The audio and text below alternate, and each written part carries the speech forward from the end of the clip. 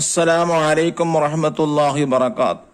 സമസ്തയുടെ മദ്രസകളിൽ 3-ാം ക്ലാസ്സിന് വേണ്ടി നടത്തിയ മദ്രസ വാർഷിക പരീക്ഷയുടെ ലിസാനുൽ ഖുർആന്റെ ക്വസ്റ്റൻ ആൻസറാണ് വായിക്കുന്നത്. വളരെ ഉപകാരപ്പെടുന്നതാണ്. എല്ലാവരും നിർബന്ധമായും കേൾക്കേണ്ട ഒരു ക്ലാസ്സാണ്.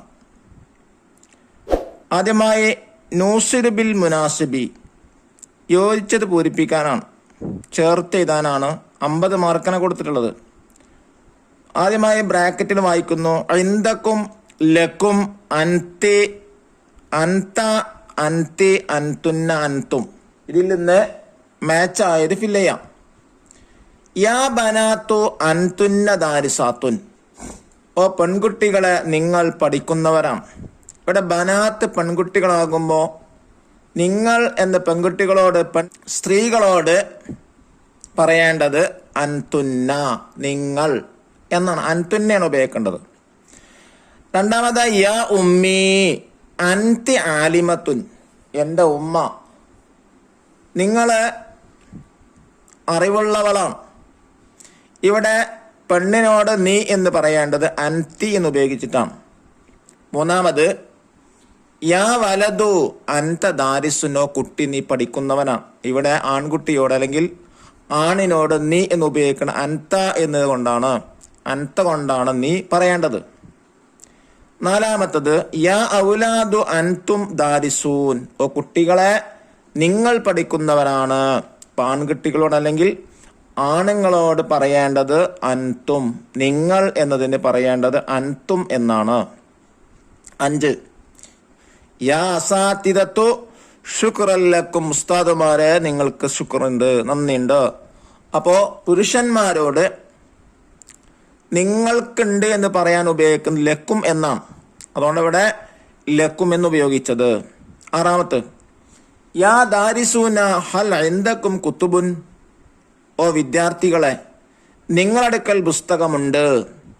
ഇവിടെ നിങ്ങളടുക്കൽ എന്നതിന് ഉപയോഗിക്കേണ്ട ഇൻദക്കും എന്നാണ്. പ്രത്യേകം മനസ്സിലാക്കാം. ആരോടാണ്? പുരുഷനോടാകുമ്പോൾ ഒരു പുരുഷനാണെങ്കിൽ അൻത അഥവാ 2ൽ കൂടുതലുണ്ടെങ്കിൽ അൻതും, ഒരു സ്ത്രീയാണെങ്കിൽ അൻതി, 2ൽ കൂടുതൽ സ്ത്രീകളുണ്ടെങ്കിൽ അൻതുന്ന.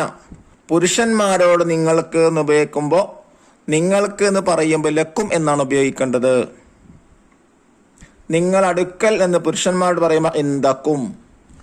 ഇനി രണ്ടാമത്തെ നുൻഷിഉൽ അസ്ഇലത കമാഫിൽ മിസാലി. ഉദാഹരണത്തിൽ കൊടുത്തതുപോലെ ചോദ്യം ഉണ്ടാക്കാനാണ്. ചോദ്യമാണ് ഇവിടെ തയ്യാറാക്കേണ്ടത്.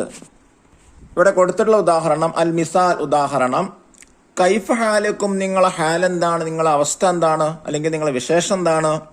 സൈൻ അൽഹംദുലില്ലാഹ്, നല്ലത്, അൽഹംദുലില്ലാ. ഇവിടെ സൈൻ അൽഹംദുലില്ലാ എന്ന ഉത്തരത്തിന് ആൻസറിന് ക്വസ്റ്റ്യൻ ഉണ്ടാക്കിയത് കൈഫ ഹാലുക്കും എന്നാണ്. അതുപോലെ ഒന്നാമത്തെ നാം ഇൻദന കുത്തുബുൻ വാഖലാമുൻ. അതെ, ഞങ്ങളടുക്കൽ പുസ്തകങ്ങളും പേനകളുമുണ്ട്. ഇതിനെങ്ങനെ ചോദ്യം തയ്യാറാക്കാം? ഹൽ ഇന്ദക്കും കുത്തുബുൻ വാഖലാമുൻ. നിങ്ങളടുക്കൽ പുസ്തകങ്ങളും പേനകളുമുണ്ടോ എന്നാണ് ക്വസ്റ്റ്യൻ ഉണ്ടാക്കേണ്ടത്. ഉണ്ടോ എന്ന് ചോദിക്കാൻ ഹല്ലാണ് ഉപയോഗിക്കുക. ഹൽ ഇന്ദക്കും, നിങ്ങളടുക്കൽ ഉണ്ടോ. രണ്ടാമത്തത്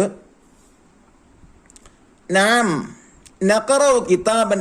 നഅം നഖറഉ കിതാബന യാ ഉസ്താദ്. അതെ ഉസ്താദെ, ഞങ്ങൾ പുസ്തകം വായിക്കുന്നു, ഞങ്ങളെ പുസ്തകം ഞങ്ങൾ വായിക്കുന്നു എന്നാണ് ഉത്തരം.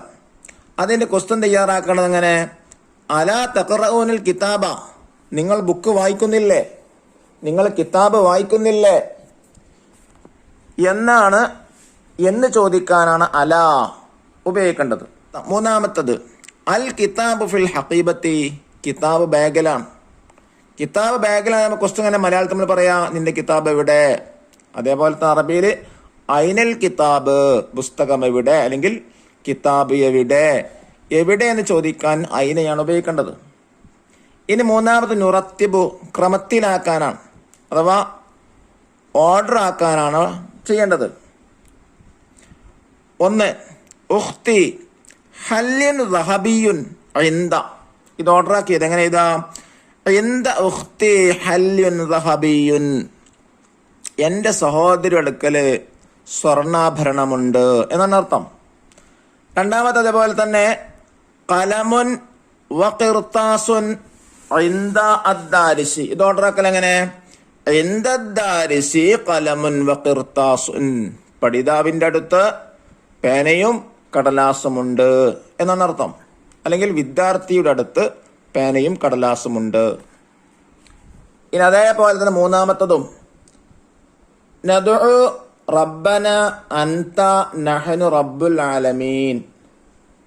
ഇതൊരു ബൈത്താണ്, അതാണ് ക്രമത്തിലാക്കേണ്ടത്. നഹ്നു നദ്ഉ റബ്ബന അൻത റബ്ബുൽ ആലമീൻ.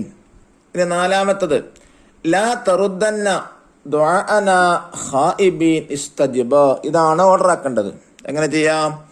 ഇസ്തജിബ് ദുആഅന ലാ തറുദ്ദന്ന ഖായിബീൻ. ഇനി നാലാമത്തിന് തർജമ ചെയ്യാനാണ്, പരിഭാഷപ്പെടുത്താനാണ്. ഒന്ന് അൽ ഖാത്തമു ഫിൽ ഖിൻസരി. എന്താ അതിന്റെ അർത്ഥം? മോതിരം ചെറുവിരലിലാണ്. രണ്ട് അൽ ഖലമു ഫിസ് സുന്ദൂഖി. എന്താ അതിന്റെ അർത്ഥം? തർജമ ചെയ്യാ, പേന പെട്ടിയിലാണ്. മൂന്നാമത്തത് അൽ അസ്ഹാറു അലൽ അഗ്റാസ്. പൂക്കൾ ചെടിയിലാകുന്നു. ഇനി അവസാനത്തത് നുഅർരിബു. അതാണ് അഞ്ചാമത്തത്. എന്താണ് നുഅർരിബു? അറബിയാക്കാനാണ്. ഒന്ന് എന്റെ ഉമ്മയുടെ പേര് ആബിദ എന്നാകുന്നു. അതിന് അറബി പറയാ ഇസ്മു ഉമ്മി ആബിദ. രണ്ട് എന്റെ പിതാവിന്റെ പക്കൽ പുതിയ മൊബൈലുണ്ട്. ഇതെങ്ങനെ അറബി പറയാ? അറബിയിൽ എഴുതാ ഇന്ദ അബി ജവ്വാലുൻ ജദീദുൻ. അള്ളാഹു നമ്മുടെ മക്കൾക്ക് നല്ല ബുദ്ധിയും ഓർമ്മശക്തിയും പ്രദാനം ചെയ്യട്ടെ. അസ്സലാമു അലൈക്കും വറഹ്മത്തുള്ളാഹി വബറകാതുഹു.